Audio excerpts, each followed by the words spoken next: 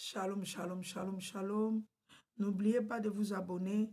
La Voix du Saint-Esprit 70, Kemboya RDC TV et Chantal Jean-Baptista dans le Facebook. Et je continue toujours à nous parler sur ce qui se passe dans le monde.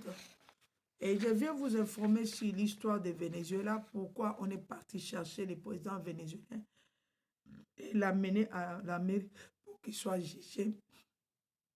Peuple africain, peuple du monde, et ne jouons pas avec des grandes puissances.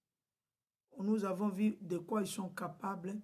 C'est nous qu'on se trompe en croyant que si on est avec les Russes, les Américains sont des ennemis.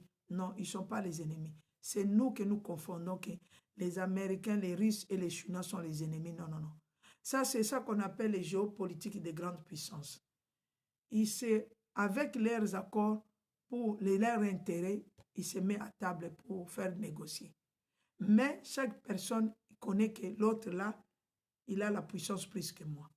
Et nous tous, ce que nous allons comprendre aujourd'hui, que les Américains sont puissants par rapport aux Russes et aux Chinois.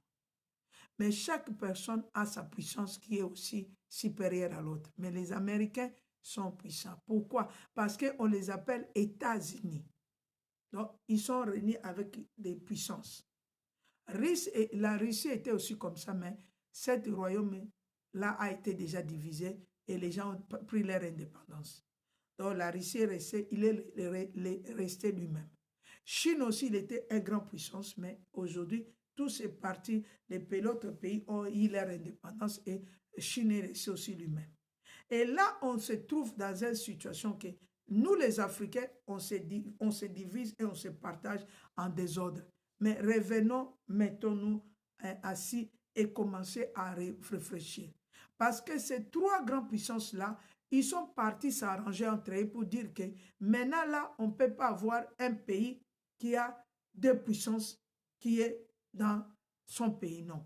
Ou il y a une puissance qui collabore avec eux, mais nous venons à faire nos affaires aussi avec vous, mais nous connaissons que votre régime, vous avez des relations avec l'Amérique.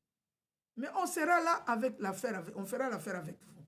Et nous voyons les Ibrahim Traoré avec les pays de l'Est là, ils sont avec les Russes. Et les Américains connaissent aussi que là, on ne touche pas. Et là même aujourd'hui, c'est que l'Amérique est en train de faire avec la RDC.